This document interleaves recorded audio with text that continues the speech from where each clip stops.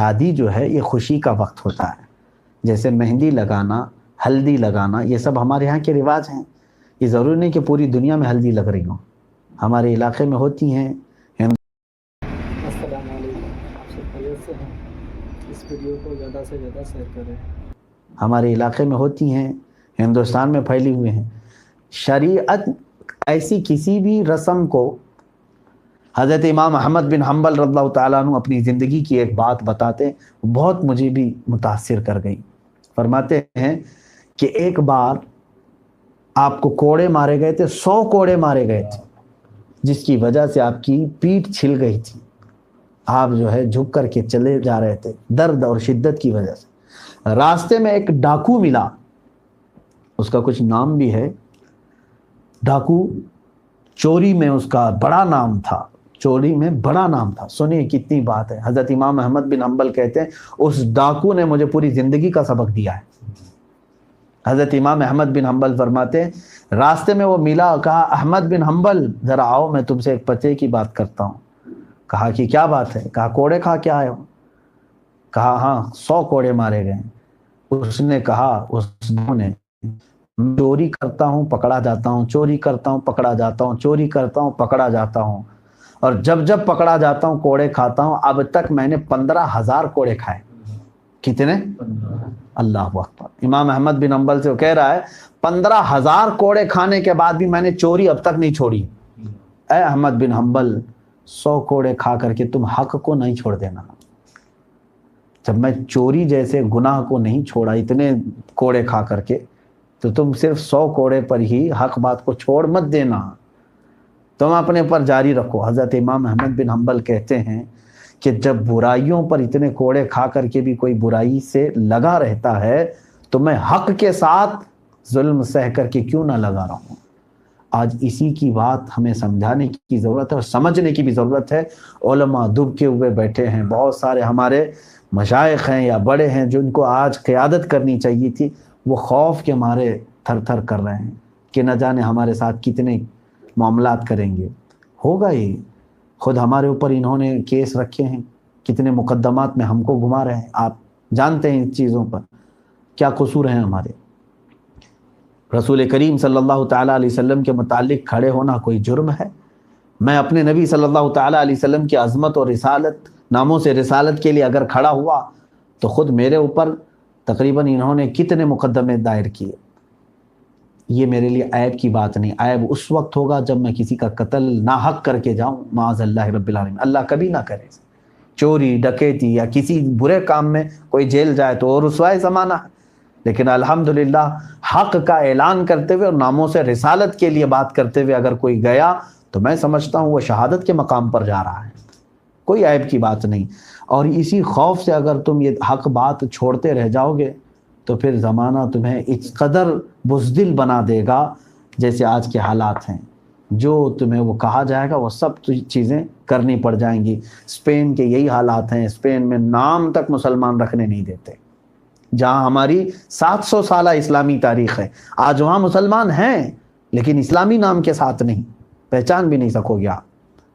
وہ بس مسلمان ہیں، وہ کہتے ہیں مسلمان ہیں لیکن ان کے نام تک نہیں۔ کیوں؟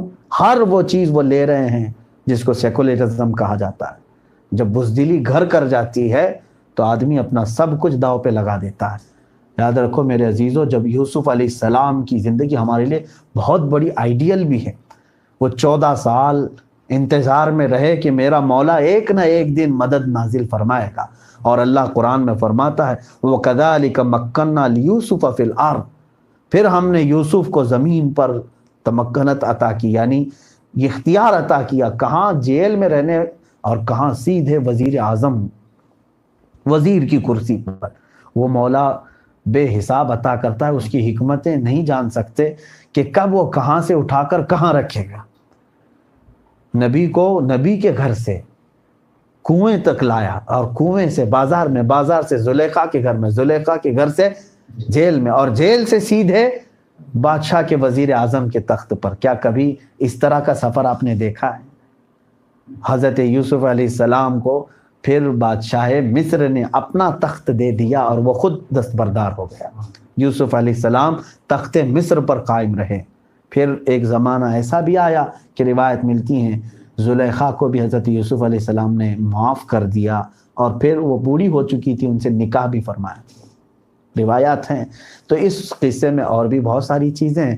یہاں ایک اچھی بات مجھے یہ ملتی ہے کہ آخر مفسر شہیر علامہ احمد یار خان عیمی رحمۃ اللہ علیہ فرماتے ہیں یوسف علیہ السلام کے بھائیوں کو گناہ کرنے کے بعد بھی، یعنی نبی کی توہین تو اللہ برداشت، یعنی اللہ تبارک و تعالیٰ نہیں یہ معاف کرتا ہے۔ اکثر جگہوں پر یہ ہے نبی کی توہین کرنے والے منافقین ان کے دلوں پر مہر لگا دی جاتی ہے، لیکن یوسف علیہ السلام کے ساتھ ظلم ہوا کہ نہیں بھائیوں، اس کے باوجود وہ معاف کیے گئے اور جنت میں جانے والے۔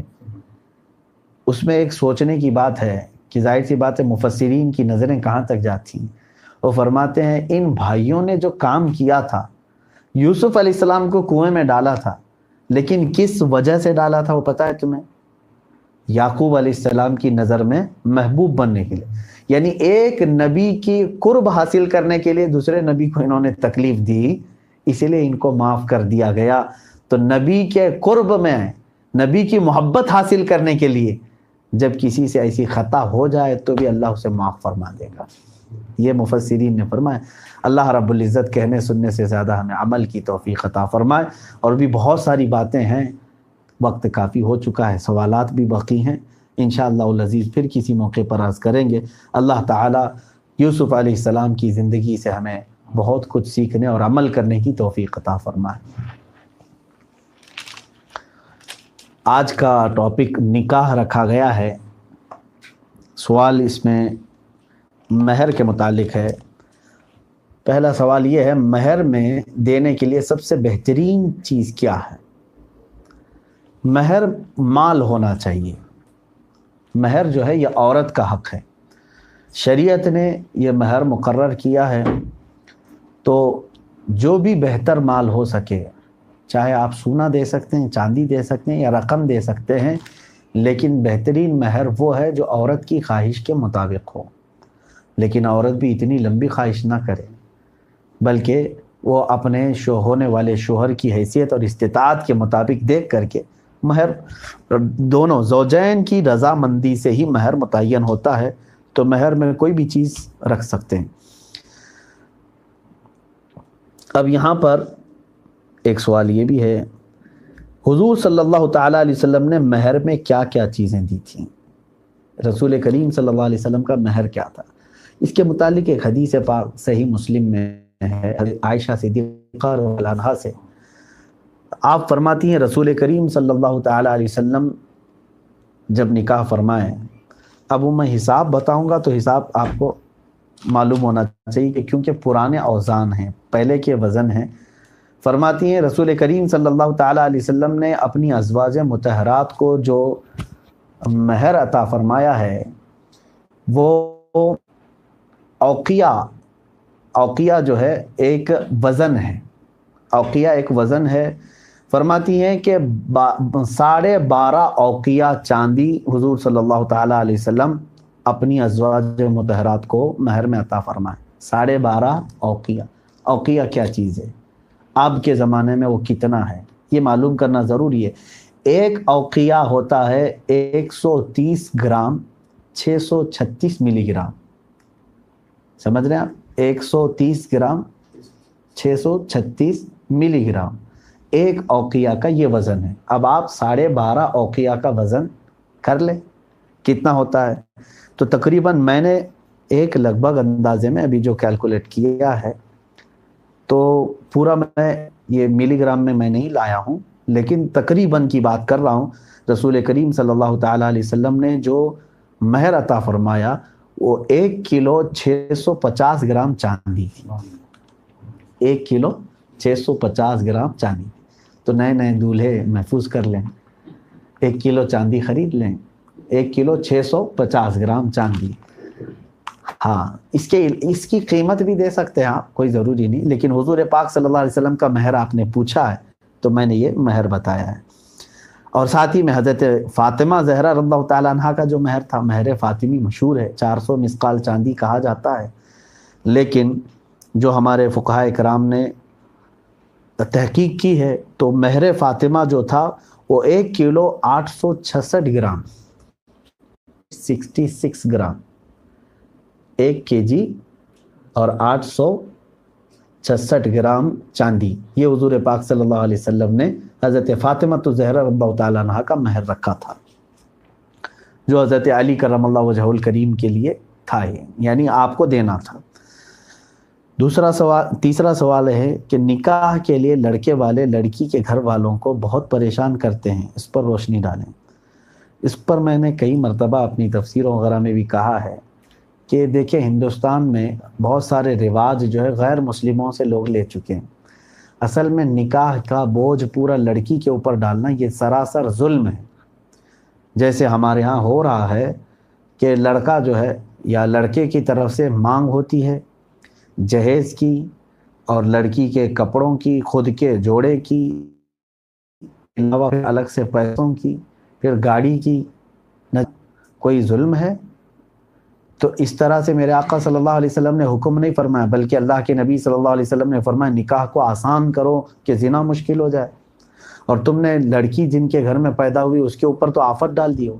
اور اتنا ہی نہیں، شادی کرنے کے بعد کے بھی معاملات دیکھیں تو سب لڑکی کے گھر میں دولہا خرچہ کیا کرتا ہے؟ مرد ہو کر کے فقیر کی زندگی گزار رہا ہے، مرد ہے لیکن بھیک مانگ رہا ہے لڑکی سے۔ کیسی یہ بے حیائی کی بات ہے کہ اللہ تعالیٰ نے تمہیں مرد پیدا کیا، تم کو معاش کا ذمہ دیا، تم کماتے ہو، لیکن بیچاری جو نہیں کماتی اسی سے تم جہیز بھی مانگ رہے ہو، گاڑی بھی مانگ رہے ہو، پیسے بھی، اور اپنے پہننے کا جوڑا بھی۔ اتنا ہی نہیں، شادی میں پوری بارات لے کر کے اسی کے گھر پہ ٹپکتے ہیں اور پورا کا پورا اس کا صاف کر کے آئیں، اور اس میں بھی اگر کچھ کمی ہو تو ہمیشہ کے لیے اس کو عیب لگائیں۔ یہ ظلم نہیں ہے؟ میں نے دیکھا ہے کہ یہاں پر لڑکے یہاں سوائے ولیمے کے کوئی خرچہ نہیں کرتا، ولیمے کے بعد بھی ساری جمعہ کی وہیں جا کر کے کرتا ہے لڑکی کے گھر میں۔ پھر بچہ کے پہلے کی بچے کی ولادت ہو تو وہ بھی لڑکی کے گھر والے پر، کا عقیقہ ہو تو وہ بھی لڑکی کے گھر والے پر۔ تم نے احسان کر دیا کیا لڑکی کے گھر پہ ایک بچہ پیدا کر کے؟ تمہاری ذمہ داری ہے۔ عرب میں یہ رواج نہیں ہے آج بھی، وہاں پر لڑکے کے اوپر ہے، لڑکے کے اوپر ہے کہ لڑکا عورت کو دے کر کے لائے گا، کیونکہ وہ اللہ نے اس کو تمہارے حوالے کیا ہے، نہ کہ تم کو اس کے حوالے کیا ہے۔ دلہنے ہوئے ہیں، حقیقت تو یہ ہے کہ یہ ان کو دلہن ہونا چاہیے کہ یہ سب مانگ رہے ہیں بیچارے، کیونکہ عرب میں دلہن مانگتی ہے، مہر مانگتی ہے، جہیز وہ مانگتی ہے، وہ گھر مانگتی ہے کہ مجھے لے کر جا رہے ہو کہاں رکھو گے۔ اسی طرح بیچارہ ہمارا ہندوستانی لڑکا مانگتا ہے جو کہ دلہن بن رہا ہے۔ تو میں نوجوانوں سے کہوں گا تم بے حیا دلہن مت بنو، اللہ نے تمہیں مرد بنایا ہے، تم خود اپنے ہاتھ سے کماؤ اور عورت کا اچھا مہر دو اور اس کے گھر سے مطالبے نہ کرو۔ اسلامی رواج اور شریعت میں ایسی کوئی چیز نہیں۔ ہاں اس کا باپ، لڑکی کا باپ جو خوشی سے دے دے اس کو لے کر کے آؤ، کہ یہ بھی سنت ہے کہ وہ گھر گرہستی کی چیزیں باپ خوشی سے اپنی بیٹی کو دیتا ہے تو وہ لے کر کے آئے، اس میں کوئی حرج نہیں، لیکن مطالبہ کرنا ناجائز ہے۔ عورت کے گھر سے اس طرح کی فرمائشیں کرنا، فلاں چیز چاہیے، فلاں چیز چاہیے، یہ ہمارے ہاں غیر مسلموں سے آیا ہے۔ میں مسلمانوں سے گزارش کروں گا ہرگز ہرگز اس بلا میں نہ پڑو، ورنہ اللہ تعالیٰ تمہیں حقیر اور ذلیل بنا دے گا، کیونکہ حدیث میں ہے جس نے عورت کے مال کو دیکھ کر کے نکاح کیا، میرے آقا صلی اللہ علیہ وسلم نے فرمایا ان قریب اللہ تعالیٰ اس کو محتاج بنا دے گا، بھکاری بن کر کے رہو گے۔ اور ایک سوال یہ، آج کے دور میں انگیجمنٹ کے بعد بہت سے لوگ ایک دوسرے سے بات کرنے لگ جاتے ہیں، کیا یہ جائز ہے؟ بھائی یہ انگیجمنٹ کا مطلب سمجھ رہے ہیں آپ کہ بس ایک شادی پکی کرنے کی بات ہے، نہ کہ شادی ہوئی، شادی پکی کرنے کی۔ اگر وہ انگیجمنٹ ٹوٹ گئی تو تمہاری ساری باتیں بھی ختم ہو جائیں گی، کیا کیا باتیں کر چکے تھے، اور اس کے بعد پھر وہ سب کیا عقل آپ کی تسلیم کرتی ہے جو آپ کی بیوی ابھی بنی نہیں، اس سے بیوی جیسے بات کرنا، اسلام میں اس چیز کی اجازت نہیں۔ ایک بات یاد رکھو، تم ہزار چھپ کر کے بات کرو یا علل اعلان بات کرو، اللہ شاہد ہے، اللہ دیکھ رہا ہے۔ تو مجھے دکھانے کے لیے یا کسی کو دکھانے کے لیے اس پر نہیں، بلکہ اللہ رب العزت شاہد ہے، وہ دیکھ رہا ہے تمہیں جس چیز کی اجازت دی۔ اتنا بھی صبر نہیں، ابھی منگنی ہوئی، زندگی پوری پڑی ہے بات کرنے کے لیے آپ کو۔ بیوی لاؤ، روزانہ اس کے ساتھ 4 گھنٹے بات کرو، کیا حرج ہے؟ لیکن یہ دیکھنے کو ملتا ہے جتنی باتیں ہیں وہ سب شادی سے پہلے ہی کی ہیں۔ انگیجمنٹ سے شادی کے بیچ کا جو وقفہ ہے وہ تقریباً پوری زندگی کی باتیں وہیں کر چکے ہوتے ہیں۔ کیونکہ یہ بھی سوالات بہت آتے ہیں ہمارے پاس عورتوں کے کہ ہمارا شوہر 5 منٹ بھی دیتا نہیں ہم کو، گھر میں بیٹھتا ہی نہیں ہے، آتا ہی نہیں ہے۔ تو میں نے یہی کہا یہ صاحب جتنا بات کرنا تھا وہ تم سے انگیجمنٹ کے بعد کر چکا ہے، اب کیا کرے گا بیچارہ۔ ہاں جنہوں نے بات نہیں کیا اللہ تبارک و تعالیٰ ان کے دلوں میں محبت رکھے۔ اب یہاں پر ایک طریقہ، ایک صاحب نے اور بھی سوال کیا ہے، اسی سوال کو میں اس میں جوڑ کر کے کہہ دوں گا۔ آج کل کیونکہ کمیونیکیشن بڑھ چکی ہیں تو جب انگیجمنٹ ہو جائے، سوال انہوں نے کیا دولہا انگیجمنٹ اپنے سسر اور ان کے چند گواہوں کے سامنے نکاح کر لے اور یہ کہہ دے کہ قبول ہے تاکہ آگے چل کر کے اپنی ہونے والی دلہن سے بات کر سکے، تو کیا یہ جائز ہے؟ بالکل یہ بہت اچھا طریقہ ہے۔ میں تو یہ کہتا ہوں کہ انگیجمنٹ جب ہو رہی ہے، آپ ویسی بھی انگیجمنٹ ہلکی پھلکی کہاں کر رہے ہیں آج، اس کے لیے بھی ہال بک کر رہے ہیں، دعوت دے رہے ہیں، ساری تقریباً ایک شادی کے جیسے کر رہے ہیں۔ تو کیوں نہ ان دونوں کو بٹھا کے قبل تو کہلا دیں، قبول ہے کہلا دیں، ہو گیا، وہ دونوں ایک دوسرے کے لیے حلال ہو گئے۔ جب رخصت کرنا ہے ہو سکتا ہے ایک اور ریسیپشن رکھ لیں شادی کی۔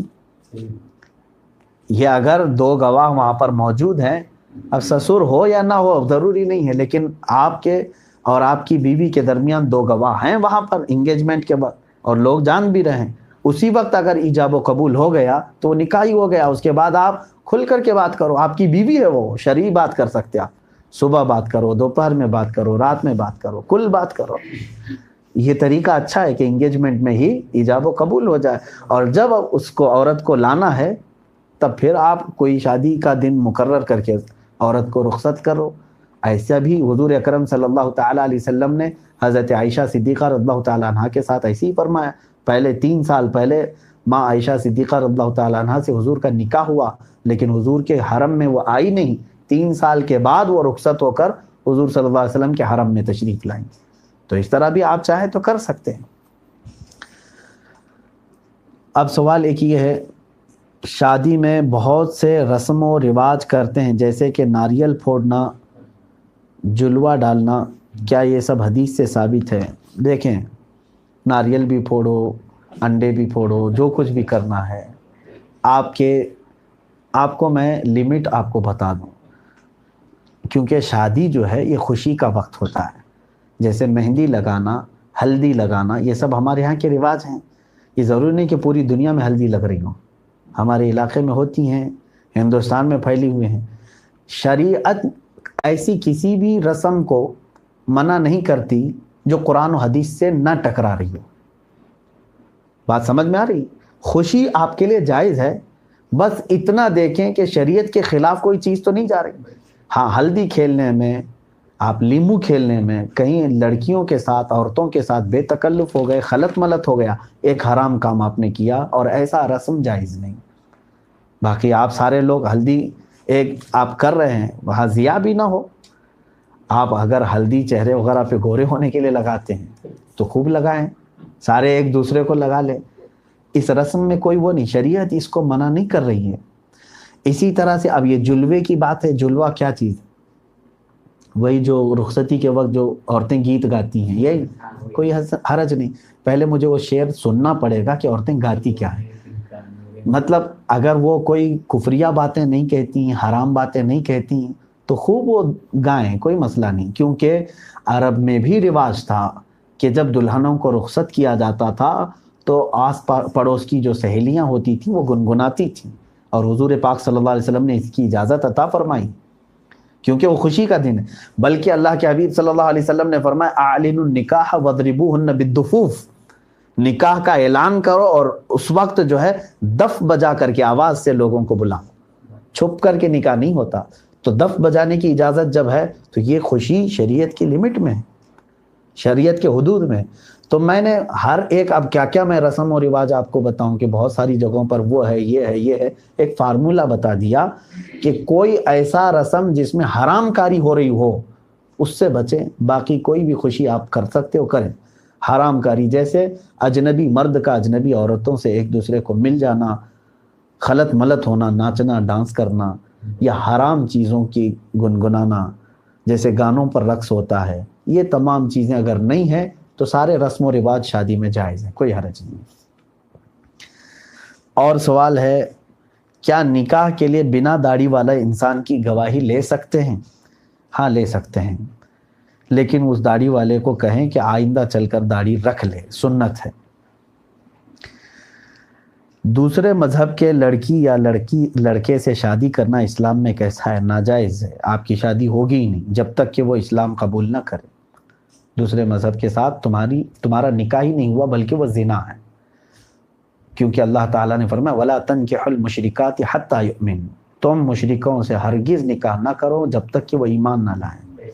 اور اللہ نے فرمایا وَلَعَبْدٌ مُؤْمِنٌ خَيْرٌ مِّن مُشْرِكٍ، اگرچہ تم کو وَلَوْ أَعْجَبَكُمْ، اگرچہ تم کو کوئی کافر پسند آئے، لیکن اللہ فرماتا عَبْدٌ مُؤْمِنٌ خَيْرٌ، مومن بندہ سب سے تو بہتر ہے تمہارے لیے۔ وہ لڑکی کے لیے بھی فرمایا گیا، لڑکے کے لیے بھی، اور مومنہ عورت تمہارے لیے سب سے بہتر ہے۔ ہاں اگر کوئی اسلام میں آ چکے ہیں، جیسے بہت سارے لوگ یہ سمجھتے ہیں کہ یہ بھی ایک ثواب کا کام ہے، سارا ثواب کا کام کسی عورت کو نکاح کرنے میں ہی کچھ نوجوان سمجھتے ہیں کہ وہ تھی نان مسلم، میں نے اس کو اسلام قبول کروا دیا ہے، وہ مسلمان بنی ہے۔ میرے عزیزوں، صرف شادی کے لیے اگر کوئی اسلام آیا ہے تو وہ پتہ نہیں اسلام کب تک ٹھہرتا ہے۔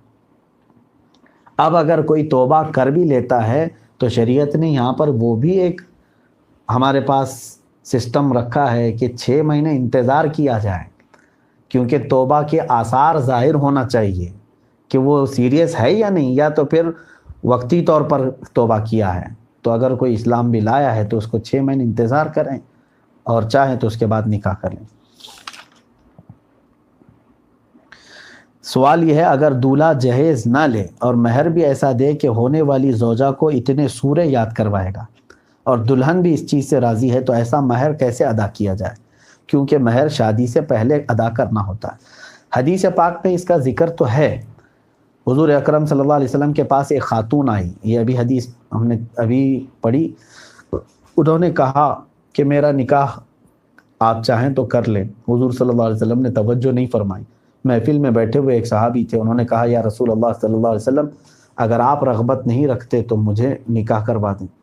اللہ کے حبیب صلی اللہ علیہ وسلم نے فرمایا ٹھیک ہے، تمہارے پاس کچھ مہر ہے دینے کے لیے؟ انہوں نے کہا میں غریب ہوں، کچھ بھی نہیں ہے۔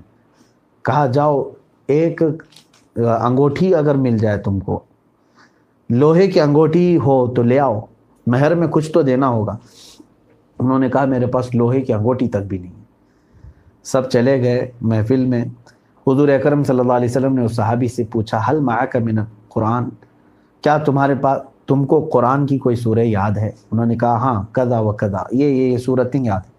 کہا جاؤ اس خاتون کو وہ سورتیں یاد کراؤ، یہی تمہارا مہر ہے۔ تو قرآن کی تعلیم کو حضور صلی اللہ علیہ وسلم نے مہر مقرر فرمایا۔